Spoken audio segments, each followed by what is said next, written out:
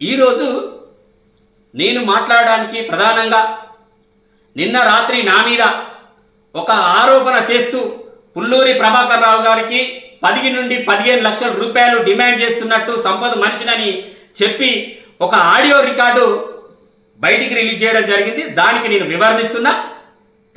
వివరణిస్తూ ఇవాళ మీ ముందుకు వచ్చిన ఈ ప్రాంత ప్రజలకు, ఈ హుజురాబాద్ ప్రాంత ప్రజలకు, జిల్లా ప్రజలకు, ముఖ్యంగా సిపి గారికి విజ్ఞప్తి చేస్తున్నా, పోలీస్ అధికారులకు విజ్ఞప్తి చేస్తున్నా. ఏంటంటే 2018లో ఈటల రాజేందర్ మీద ఎప్పుడైతే నేను ఈటల రాజేందర్ అక్రమాస్తుల మీద ప్రశ్నించిన్నో, ఈటల రాజేందర్ మీద కరపత్రం తీసిన్నో, ఈటల రాజేందర్ మీద వాల్ పోస్టర్ తీసిన్నో, ఆ రోజే నన్ను అరెస్ట్ చేసి జైలుకు పంపడం జరిగింది. నాతోటున్న అనుచరులందరినీ కూడా అరెస్ట్ చేసి 62 రోజులు జైల్లో పెట్టడం జరిగింది. దాంట్లో ముందుగా నా మీద పిటిషన్ ఇచ్చింది పుల్లూరి ప్రభాకర్ రావు. పుల్లూరి ప్రభాకర్ రావు నాగార్జున డైరీ చైర్మన్ గారు. అయినా కూడా అందరి దగ్గరికి పోయి, ఈ మధ్య నేను ఫిర్యాదులు ఇచ్చుతోటే అందరి దగ్గరికి పోయి నేను ఫిర్యాదు ఇవ్వలేదు, నాకు సంబంధం లేదు, నా మీద ఇట్లా ఫిర్యాదులు చేస్తున్నానని అనేక వివరాలు ఇచ్చుకుంటున్నాడు. సరే, నువ్వు ఇచ్చిన ఫిర్యాదుతోటి 12 దళిత కుటుంబాలు 62 రోజులు జైలు ఉండడం జరిగింది. అంటే మీ రెడ్లు వెలువలు ఏ ఫిర్యాదు అయినా ఇవ్వచ్చు. అప్పుడున్న మంత్రి గారికి, అప్పుడున్న బీఆర్ఎస్ ప్రభుత్వానికి వత్తాసు పలుకుతూ ఆ మంత్రి గారికి చనువు కోసం, మంత్రి గారి మెప్పు కోసం దళితులను జైల్లోకి పంపిస్తారు. అట్లా ఏం లేదు. మేము క్వశ్చన్ చేస్తే ఇవాళ నాగార్జున డైరీ అనేది, నాగార్జున డైరీ 80% పౌడర్ కలుపుతున్నారు అని ఉద్దేశంగా మేము అధికారికంగా, చట్టపరంగా, ప్రజాస్వామ్యబద్ధంగా నేను అందరి అధికారులకు ఫిర్యాదు చేయడం జరుగుతుంది. ఆ జరిగే క్రమంలో నన్ను ఆపడానికి అనేక మందితోటి ఫోన్ చేయించి, మా లీడర్లతోటి ఇక్కడి నుంచి మొదలు పెడితే మంత్రి గారి దాకా అనేక మందితో ఆయన పోయి కలవడం జరిగింది, ఆయన చెప్పడం జరిగింది.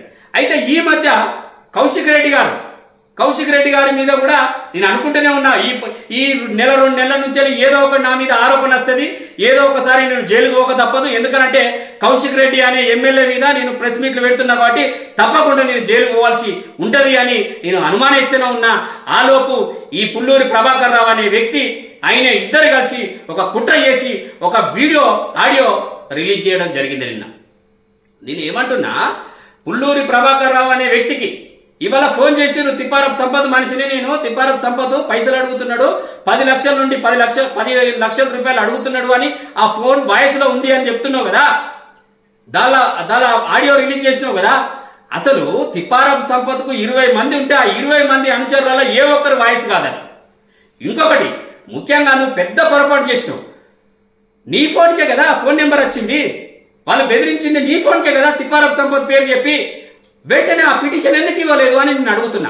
ఆ నెంబర్ మీద పిటిషన్ ఇచ్చి ఎవరికి సంబంధించినోడు అని వెంటనే పోలీసుల నుంచి ఎందుకు అరెస్ట్ చేయించలేదు అనేది నేను ఇవాళ పుల్లూరి ప్రభాకర్ రావు గారిని కానీ, ఇవాళ ఈయన కౌశిక్ రెడ్డి గారిని కానీ నేను ప్రశ్నిస్తున్నా. ఎందుకనంటే ఇంత పెద్ద కుట్ర చేస్తూ దళితులు ఎప్పుడైతే ప్రశ్నిస్తారో, దళితులు ఎప్పుడైతే ఎదుగుతారో, దళితులు ఎప్పుడైతే కార్లలో తిరుగుతారో, దళిత కుటుంబాలకు ఇవాళ నేను బియ్యం ఇస్తుంటే ఓర్చుకోలేక ఇవాళ ఆరోపణ చేస్తున్నావు. నేను చేసేది ఆరోపణ కాదు, నిజంగా ఉండేది ఉంటే ఇవాళ పోలీసులు దాని మీద పూర్తి స్థాయిలో, సిపి గారు చాలా మంచి వ్యక్తి, పూర్తి స్థాయిలో విచారణ జరిపించి ఎవరు బాధ్యులు, ఎవరు ఫోన్ చేసిర్రు వారిని కఠినంగా శిక్షించాలని నేను ఈ సందర్భంగా డిమాండ్ చేస్తున్నా. ఎందుకనంటే గతంలో ఉన్న కేసుల గురించి కూడా విచారణ జరపాలి. నా మీద రౌడీ షీట్ ఓపెన్ చేసిర్రు, దాని మీద కూడా విచారణ జరిపించాలి. నేను ఎవరినైతే బెదిరించిందో, ఎవరైతే కేసు పెట్టినరో వాళ్ళని విచారణ జరిపించండి అని కోరుతున్నా. నేను నా మీద పెట్టిన కేసుల గురించి విచారణ జరిపించాను అంటున్నా. ఇవాళ నేను బెదిరించిందని చెప్తున్నావు కదా, ఆ మాట్లాడిన మాటలలో ఈ ప్రాంత ప్రజలకు అర్థమవుతుంది. అంటే దళితులను అయితే కాళ్ళు పట్టడము, లేకుంటే జుట్టు పట్టడం, దళితులను బతలాడము, మేనేజ్ చేయడము, ఇవన్నీ చేస్తూ దళితులు ఎప్పుడైతే ఇనరో వాళ్ళ మీద ఇలాంటి కేసులు పెట్టడము పుల్లూరి ప్రభాకర్ రావు, కౌశిక్ రెడ్డి గారికి అలవాటే అని నేను అనుకుంటున్నా. అప్పుడు ఈటల రాజేందర్ చేసిండు రాజ్యంలో ఉన్నప్పుడు, ఇప్పుడున్న ఎమ్మెల్యే గారు చేస్తున్నారు. కానీ నేను ప్రశ్నించడంలో ఎక్కడ కూడా తగ్గేది ఉండదు. ఎందుకనంటే దళితులు రాజకీయంగా డాక్టర్ బిఆర్ అంబేద్కర్ రాసిన రాజ్యాంగం ప్రకారం తప్పకుండా మేము ప్రశ్నించడం జరుగుతుంది. అక్రమాల మీద తప్పకుండా మేము లేవనెత్తడం జరుగుతుంది.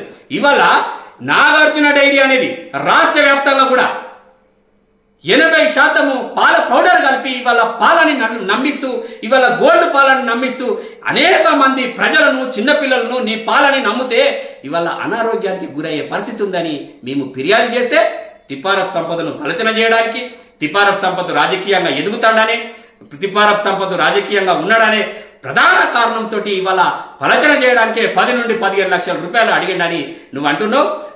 చక్కగా ఇవాళ పోలీసు వ్యవస్థ ఉంది, ఇవాళ రాజ్యాంగం ఉంది. రాజ్యాంగాన్ని నమ్ముకునే పరిస్థితి మేము దళితులం ఉన్నాము. దళితులకు దేశవ్యాప్తంగా కూడా ఎక్కడ కూడా అన్యాయం జరిగినా కూడా మేము రాజ్యాంగాన్ని పూర్తి స్థాయిలో నమ్ముతాం, పోలీసు వ్యవస్థను కూడా పూర్తి స్థాయిలో నమ్ముతాం. అది ఎవరు ఫోన్ చేసిర్రు అని సిపి గారికి నేను ప్రత్యేకంగా విజ్ఞప్తి చేస్తున్నా. వెంటనే ఈ రోజు రేపు దాని మీద విచారణ చేపట్టి అరెస్ట్ చేయాలని నేను ఈ సందర్భంగా సిపి గారికి విజ్ఞప్తి చేస్తున్నా.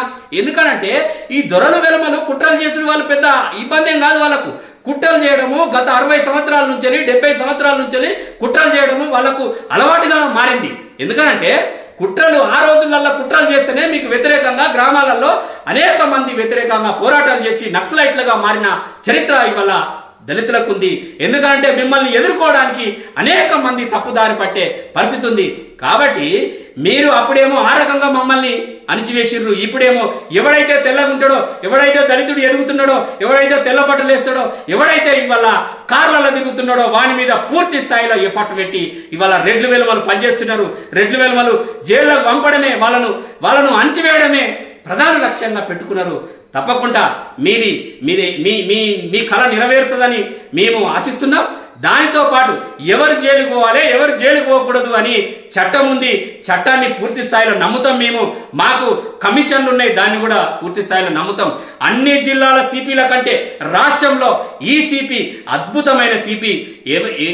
ఎందుకు అనంటే ప్రతి విషయాన్ని కూడా క్షుణ్ణంగా చూసి ఎవరైతే తప్పు చేసిర్రో వాళ్ళ మీద 100% కేసు పెడతాడని ఈ సందర్భంగా నమ్ముతున్నా. ప్రజలారా, ఎస్సీ ఎస్టీ బీసీ మైనార్టీ